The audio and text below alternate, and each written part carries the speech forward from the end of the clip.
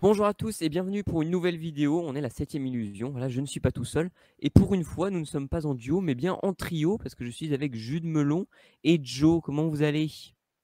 Coucou. Bah, ça va très Ça bien va, et vous vous? allez bien? Oh ouais, Bah écoute, super. on vient parce que du coup, on va vous parler en avant-première, du coup, enfin avant la sortie du film en France, d'un nouveau film d'horreur, un film d'horreur très attendu. Five Nights at Freddy's, du coup, une adaptation du jeu vidéo assez connu et populaire mondialement. Voilà. Le film cartonne déjà aux États-Unis et partout dans le monde. Voilà, à voir les scores qu'il fera en France, mais ça semble être parti pour être un très très beau succès. Mais nous, qu'est-ce qu'on en pense? Eh bien, écoutez, on va d'abord donner un petit peu de contexte. Alors, Five Nights at Freddy's, donc, c'est un film produit par Blumhouse, donc voilà, qui est une célèbre maison de production qui du coup produit des films d'horreur, d'épouvante à petit budget. Globalement, c'est leur marque de fabrique pour rester dans la rentabilité. Ils mettent pas énormément de budget, ça reste pas mal. Là, on est sur 20 millions de dollars, c'est ça? Si je ne me trompe pas. C'est ça, c'est ça. C'est ça, ouais, c'est ça, 20 millions de dollars. Donc, ça reste un petit budget pour Five Nights at Freddy's, à voir la somme qu'ils ont eue pour acquérir la licence. Mais voilà, donc le film cartonne déjà et donc ça va raconter l'histoire d'un homme qui va, pour son travail et pour sa famille, voilà, on va pas en dire plus, faire des shifts de nuit dans une ancienne pizzeria des années 80 où il y avait des animatroniques pour les enfants. Donc, ouais, voilà, il y a pas, on n'avait pas vraiment ça en France. C'est plus un truc très américain pour le coup, les espèces de pizzeria, dinner familiaux, etc. Donc voilà, donc ça va être dans ce truc-là qui va être désaffecté et il va se passer des choses. Les animatroniques vont prendre vie et voilà, il va se passer des trucs pas super sympas. Je vais laisser un de mes chroniqueurs commencer, je pense, avant de parler moi de ce que j'ai pensé de Final Fantasy Freddy's. Jude Melon, qu'as-tu pensé de ce film d'horreur tant attendu? Bon, bah personnellement, c'est un film dont je n'attendais pas grand-chose, puisque je connais pas l'univers de base, mais on peut toujours être surpris. Sauf que là, j'ai plutôt eu la désagréable surprise de voir un non-film, en fait, malheureusement, qui, me semble-t-il, après je connais pas le jeu, donc ça, on laissera les gens en commentaire préciser ce point-là. Semble-t-il, même, j'ai pas l'impression que ça rend vraiment honneur à l'univers de base, parce que c'est pas parce qu'on fait l'adaptation de quelque chose de connu, donc d'une franchise qu'on peut donc éventuellement décliner dans un autre média, que ça va forcément faire une bonne œuvre d'art. On est plus ici en présence pour moi d'un produit qui est très paresseux niveau mise en scène, niveau écriture aussi. Et j'ai trouvé ça assez long, ennuyant. Ça fait pas vraiment peur, c'est pas super bien interprété. Des fois, ça, on va dire que ça tente des petits trucs, mais très vite fait. Et au final, les animatroniques en eux-mêmes ne sont pas super bien utilisés non plus. Donc je me demande si les fans vont vraiment trouver leur compte. Ça, voilà. Mais bon, visiblement, ça fait un carton. Et ça a été produit et co-scénarisé par le créateur du jeu. Donc j'imaginais que, voilà, je crois que vous n'avez pas joué au jeu, vous deux non plus. Donc peut-être que là-dessus, on Non, ne sait pourtant, pas à quel point c'est, on va dire, fidèle au matériau de base. bah pourtant je joue aux jeux vidéo pour le coup, mais non, c'est Final Fantasy Freddy's, c'est pas une licence que j'ai pas du tout joué même. Mais on sent qu'il y a, pour revenir sur ce que tu disais, on sent qu'il y a une vraie division entre le public et la presse actuellement, où la presse l'a dézingué, même la presse américaine, hein, au moment de sa sortie, et là le public en raffole. Alors c'est assez divisé niveau public, mais en termes de box-office, Hmm. voilà, ça se sent. Il y a beaucoup de gens qui y vont, et ça prouve encore une fois que on en parlera peut-être en conclusion, mais on est peut-être sur une ère où l'ère du super-héros au cinéma touche à sa fin. Et on arrive plus sur l'ère des jouets et des adaptations de jeux vidéo. Ouais. Bah écoute, je pense qu'on va enchaîner. Joe, qu'est-ce que tu as pensé du coup de Five Nights at Freddy's? Ben, tout d'abord, tu parlais du jeu vidéo, Jus. C'est beaucoup plus ma génération que la tienne ou encore celle de Joseph. Parce Hmm. que je le veuille ou non, j'ai forcément baigné dedans avec toute la mode des youtubeurs du premier temps qui en parlaient, qui faisaient des vidéos dessus. Donc c'est quelque chose que je connais un peu. Ça a pas l'air d'être hyper insultant envers la licence, mais ça n'en fait quasiment rien.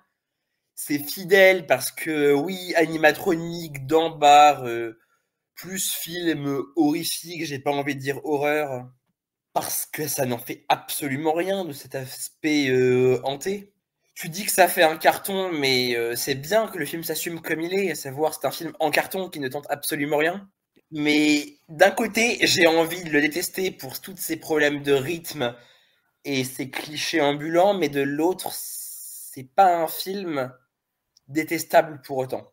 Sa première demi-heure est vraiment bien et tente quelque chose dans l'introduction à l'univers pour après se stopper net et reprendre sur 20 dernières minutes de spectacle plus con et abrutissant que possible, mais qui divertit.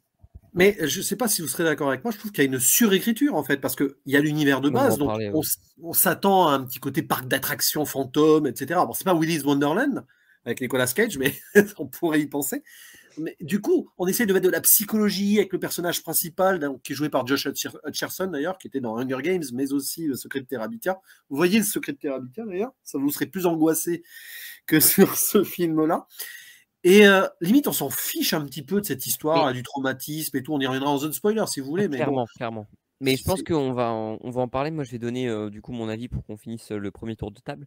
C'est en fait le vrai problème que j'ai, c'est que c'est un film que je trouve très mauvais, mais qui m'inspire rien. En fait, je trouve que il est tellement dénué de déjà de talent, mais bon ça c'est autre chose. Mais en fait de vie et d'âme, que c'est un film en fait vraiment. Enfin, je trouve que c'est un film. À chaque fois là, c'est un sujet qu'on parle beaucoup. On parle beaucoup de l'IA en ce moment. C'est un film qui aurait presque pu, en fait, c'est être fait par une IA. En fait, c'est un film tellement artificiel. En fait, je trouve que tout est vraiment tellement prévisible. Le rebondissement, il y a un petit rebondissement de fin, je pense dont on parlera en spoil, qui est vraiment, enfin, tout est joué d'avance en fait. Et en plus, je trouve que c'est tellement mal rythmé parce qu'on a 10 000 parties qui se passent en dehors de cette pizzeria. Et je pense que, je sais pas si vous êtes d'accord avec moi, vous me répondrez, mais je pense que le film aurait été plus servi si c'était plus un huis clos, en fait, vraiment enfermé dans ce truc-là pour avoir une espèce de lieu hostile, en fait, pour qu'on ait quelque chose de qui soit vraiment satisfaisant en fait à la fin, qu'on n'a pas du tout, je trouve là, en fait, c'est une espèce d'ouverture un peu pourrie à des suites. Et voilà, enfin, je trouve que tout est mauvais, mais j'arrive pas à le détester. C'est ça qui est terrible, en fait, c'est que les acteurs sont très mauvais. En fait, je sais que Jules, toi, tu sauves un comédien, mais les acteurs, je trouve que personne n'y croit. En fait, voilà, il y a comment, il y a Stu du premier Scream. Voilà, à chaque fois tu nous en as parlé, Jules, mais voilà, il y a Stu du premier Scream. Enfin voilà, la photo est hyper laide. Il y a un problème d'éclairage. T'en parlais, il y a un gros problème d'éclairage mais même sur la mise en scène. En fait, le film ne sait pas ce qu'il veut faire, et même de par ses effets horrifiques, le film ne sait pas si il veut faire du gageste à la Scooby-Doo. Il y a un premier plan en fait du film, on dirait du Ghostbusters, en fait, l'introduction de Ghostbusters avec le monstre qui monte comme ça vers le visage du personnage principal, enfin du personnage principal de la scène, je veux dire. Mais et en même temps, des fois, il y a des espèces de machines qui peuvent rappeler, enfin. Après là, je vais chercher loin, mais du saut ou du gore, en fait, on sent qu'on est entre du gore, entre l'espèce de train fantôme un peu débile. C'est un film qui ne choisit pas, en fait. On ne sait pas si c'est un film qui veut faire plaisir à tous les fans et du coup se foire, ou si c'est un film qui n'en a rien à foutre et qui ne choisit pas et est en mode pilote automatique. Je pense, je pencherais plus vers la deuxième option. Mais en fait, il y a un vrai problème de tempo, de choix. En fait, des fois, en fait, on a presque l'impression que c'est tellement bête qu'on pourrait presque être proche du grotesque de Sam Raimi. Alors je dis ça positivement, j'adore Sam Raimi, mais sur un Evil Dead 2, en fait, pour le coup, vraiment, il y a un gros problème. En fait, c'est un film qui ne sait pas quoi faire.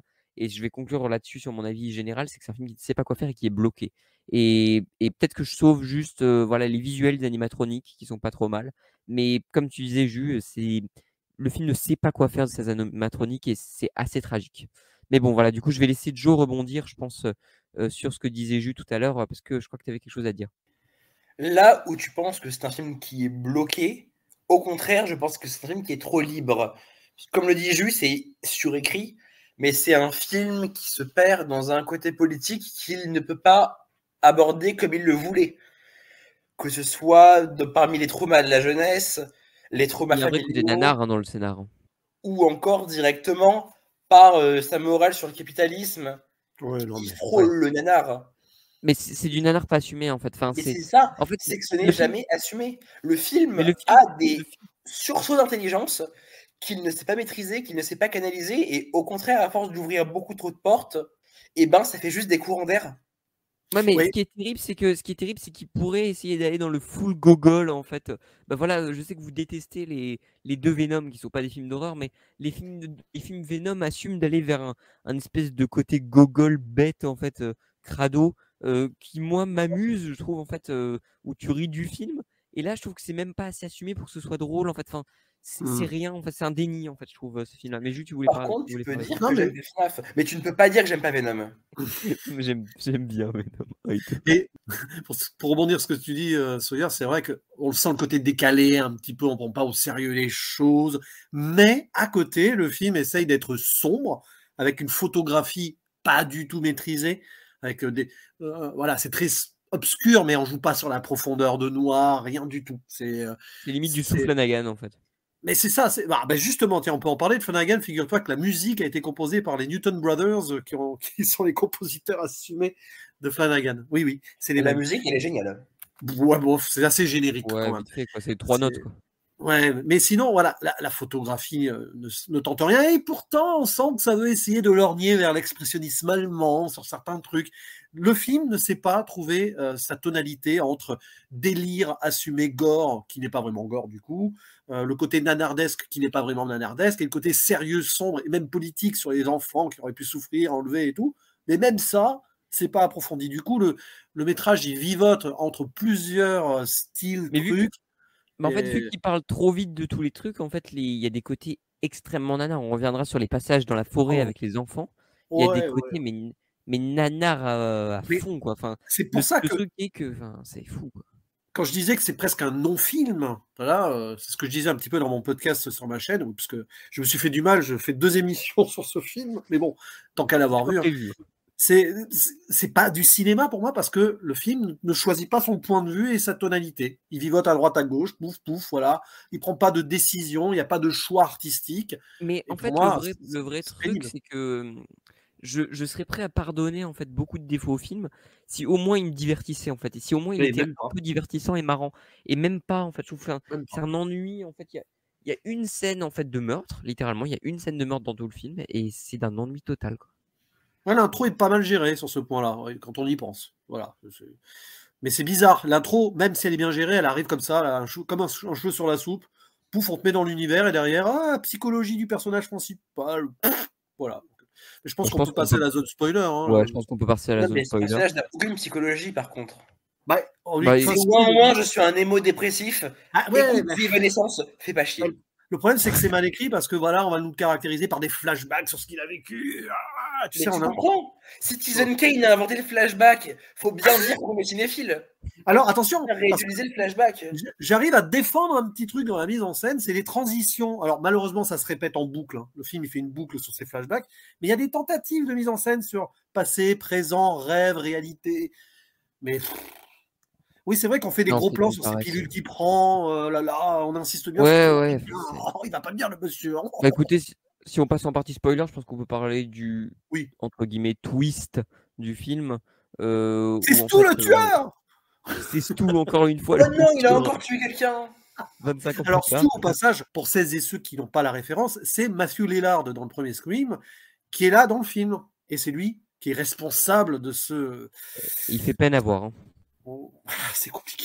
Et alors, le problème, on en parlait tout à l'heure en off, mais donc, c'est cramé dès le début que c'est lui qui est Ah derrière non, tout ça, grâce à un plan mais magnifique où on insiste il bien y a après un le plan en téléphone. fait où il pose le téléphone comme ça, il reste penché comme ça, il fait un regard caméra. Tu fais oh là là. Oh là là. En fait, mais surtout que, enfin, et du coup le scénario, voilà, c'est des enfants morts dans le corps d'animatronique, mais du coup c'est ni gore ni effrayant.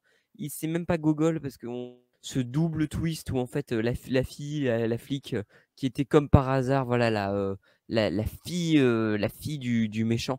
Mais voilà, il y a un côté Google Scooby-Doo, mais qui est pas assez assumé en fait pour aller jusqu'au bout. Et c'est surécrit. C'est-à-dire que, ouais, comme par Oui, hasard, clairement. il y a ça, comme par hasard, il y a truc, tout est d'une manigance, machin. Voilà. T'as 3 personnages dans le film, ils sont tous liés les uns aux autres. Enfin, et la tante aussi, à côté, qui est la méchante qui veut de l'argent en récupérant la garde de la gamine. Oh là là. Ouais, c'est vachement politique, ça. T'avais raison, Joe, en précisant ça. oh là là, c'est la capitaliste américaine qui veut faire du pognon en gardant sa nièce à la place. Enfin, Mais voyez, mais oui, entre la capitaliste américaine qui veut récupérer sa gosse pour en faire du profit, de l'autre, le stou capitaliste qui manigance et manipule les âmes des enfants qu'il a enlevés et qu'il les fout dans des machines pour faire quoi? Du profit. Mais en fait, c'est ça le truc, c'est que le film, on sent pas qu'il y a un lore en fait particulier à l'histoire. Je trouve que enfin, c'est raté. En fait, c'est fou à quel point c'est raté et à quel point c'est paresseux. En fait, tout est programmé et voilà. Et j'ai même pas tant de choses à dire sur le film. En fait, c'est terrible. attends, Sawyer, attends, on va développer ça avec Five Nights at Freddy's Part 2, Part 3, jusqu'à. Mais il y aura un 2, il y aura un 3, mais ça va être. À mais ça va c'est être volatile, Five là, Nights at Freddy's vraiment. XXX. Mais tu te disais tout à l'heure, Sawyer, sans plaisanter, voilà, on est dans une nouvelle ère. On va avoir plein de Barbie, plein de Super Mario et autres licences Nintendo, et du Five Nights at Freddy's aussi. Voilà, Mais c'est ça évidemment. qu'on va voir. Donc, mais là, je suis pas très, on pourrait conclure là-dessus d'ailleurs, pas très optimiste sur l'avenir du blockbuster cinématographique Parce parce que oui, que. c'est ce qu'on disait, les Marvel flop, là, on a eu, là, on enregistre hier ou avant-hier, on a eu des espèces de dossiers sur Marvel qui est bien dans la merde en ce moment, notamment avec Jonathan Majors. Et les prévisions pour The Marvels, là, qui sont vraiment pas bonnes, et d'ailleurs qui sort le même jour que FNAF en France. Et moi, c'est ce que je dis depuis des mois, je pense que FNAF au box-office France, parce qu'on ne peut pas vraiment comparer là, du coup, aux États-Unis, vu qu'il est sorti 2 semaines plus tôt. Mais je pense qu'en France, FNAF va bousiller The Marvels en termes d'entrée. À voir. Hein. Je suis pas sûr que ce soit si À voir. rassurant que ça au final. Enfin, je suis pas Ah non, sûr. mais c'est terrible. Ouais. Mais bah écoute, Joe, si tu as quelque chose pour conclure, parce que je pense qu'on a tout dit. Mais je pense que vous avez tout dit en fait. Ben, Ah, mais c'est bon, Blumhouse c'est terrible. maintenant a sa licence. Ils ont fait Five Nights at Freddy's. Et l'exorciste. On va en avoir après les Halloween par Blumhouse. Il y a la nouvelle saga Exorcist par Blumhouse. Et pour le plus grand public, on aura Five Nights at Freddy's par Blumhouse. Ouais. Mais bon, Exorcist, à mon avis, la nouvelle saga, elle est mal partie, vu les mauvais Ouais, retours sur le premier. Donc, mais ouais. comme on Bah, disait écoute, Il aussi y a un rêve que j'ai personnellement, ouais. c'est que on connaît Blumhouse, c'est Universal qui gère, et Universal a une autre licence d'horreur, ou qui partage le même chef-op que Five Nights at Freddy's, c'est Megan. Est-ce que vous voyez bien un crossover Megan FNAF? Ah putain, mais oui, mais c'est une Android et tout, mais oui, c'est possible. Ah ouais, ouais. Et tu fais bien de Capable préciser, qu'il y a un chef-op sur FNAF, du coup. Voilà, parce que j'avais un doute, mais du coup, il y a bien un Il était chef-op. peut-être mort, on l'a perdu, on a vu recherché. Je sais pas. Il était peut-être enfermé par son esprit dans un animatronique en crocodile. On verra ça dans la suite, vous verrez. Bah, je pense que l'important, c'est que les gens fassent leur propre avis. Donc, on vous Oui, invite à bien faire sûr. votre propre avis, évidemment. Même si, voilà, vous l'aurez compris, on est tous les trois vraiment pas très conquis par Five Nights at Freddy's. Peut-être qu'on en reparlera dans nos flops en fin d'année. Mais l'important, c'est de vous faire votre propre avis, allez le voir. Et faites-nous vos retours en commentaire. On adore vous lire et vous répondre. Voilà, c'est toujours un plaisir. Et n'hésitez pas à vous abonner à notre chaîne YouTube. Vous avez été très réactifs ces derniers mois, notamment pour la vidéo du Scorsese et le Miyazaki. Merci beaucoup à vous et à nous suivre sur nos réseaux sociaux, sur notre site évidemment, on poste beaucoup plus d'articles. Donc merci beaucoup et ciao, à la prochaine. À la prochaine. Ciao.